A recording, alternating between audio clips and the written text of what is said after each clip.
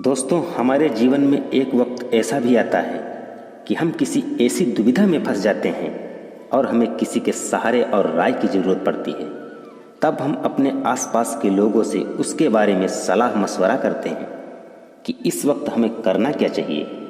मित्रों, सहारा लेना कोई गलत बात नहीं है, सहारा लेना भी चाहिए, लेकिन बहुत सोच समझ कर, क्योंकि कुछ लोगों की तो राय हमें सही रास्ते का मार्ग दिखाती है, परंतु ज़्यादातर लोगों की राय अपने स्वार्थ से जुड़ी होती है। इसलिए सुने सबकी, पर माने अपने विवेक और अंतरात्मा की। एक बार एक आदमी अपने छोटे से बच्चे के साथ एक घने जंगल से जा रहा था।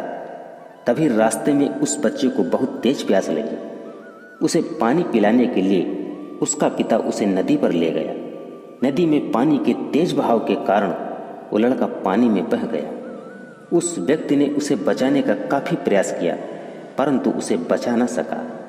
वो आदमी बहुत दुखी हो गया और उसने सोचा कि इस घने जंगल में इसका अंतिम क्रिया किस प्रकार करूं। यही सब सोचकर वो फूट फूट कर रोने लगा। उसके रोने की आवाज़ सुनकर पास के ही झाड़ियों में से एक सियार और वहाँ पेड़ पर बैठा एक गिद्ध और नदी से एक कछुआ वहाँ आ पहुँचा और उस व्यक्ति से सहानुभूति व्यक्त करने लगे।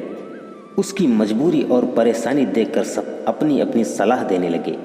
सियार ने लार टपकाते हुए कहा, भाई ऐसा करो, इस बालक के शरीर को इस जंगल में ही किसी चट्टान के ऊपर छोड़ जाओ, धरती माता इसका उद्धार कर देगी। तभी गिद्ध अपनी खुशी छुपाते हुए बोला, नहीं भाई, ये उचित नहीं है, धरती पर तो इसको जंगली जानवर खा जाएंगे। मेरी मानो तो इसे किसी वृक्ष के ऊपर डाल दो, ताकि सूरज की गर्मी से इसकी अंतिम गति अच्छी हो जाएगी। उन दोनों की बात सुनकर कछुआ भी अपनी भूख को छुपाते हुए बोला, नहीं, आप इन दोनों की बातों में मत पड़ना। इस बालक की जान पानी में गई है, इसलिए आप इसे पानी में ही प्रवाहित कर दो। और इसके बाद तीनों अपने अपने स्वार्थ के अनुसार उस आदमी पर जोर डालने लगे। तब उस व्यक्ति ने अपने विवेक का सहारा लिया और उन तीनों से कहा, तुम तीनों की सहानुभूति भरी इस सलाह में मुझे तुम्हारे स्वार्थ की गंध आ रही है। सियार इसलिए चाहता है कि मैं इस बालक के शरीर को ऐसे ही जमीन पर छोड़ दूं ताकि ये उसे आराम से खा सके, और गिद्ध, तुम किसी पेड़ पर इस बालक को इसलिए रखने की सलाह दे रहे हो ताकि इस सियार और कछुआ से बचकर आराम से तुम इसे खा सको। और कछुआ, तुम नदी में रहते हो, इसलिए नदी में ही इसे बहाने की बात कर रहे हो। तुम सब लोगों की सलाह देने के लिए धन्यवाद, लेकिन मैं तो इस बालक के शरीर को अग्नि को ही समर्पित करूंगा। मैं तुम लोगों की नीयत से भली भांति परिचित हो गया हूँ। तुम लोग कृपया चले जाओ यहाँ से और अपनी अपनी सलाह अपने पास ही रखो।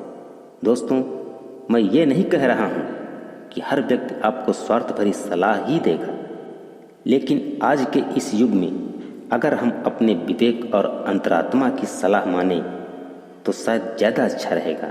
हो सकता है कि आप लोग मेरी बात से पूरी तरह सहमत ना हो, पर कहीं ना कहीं सच तो यही है।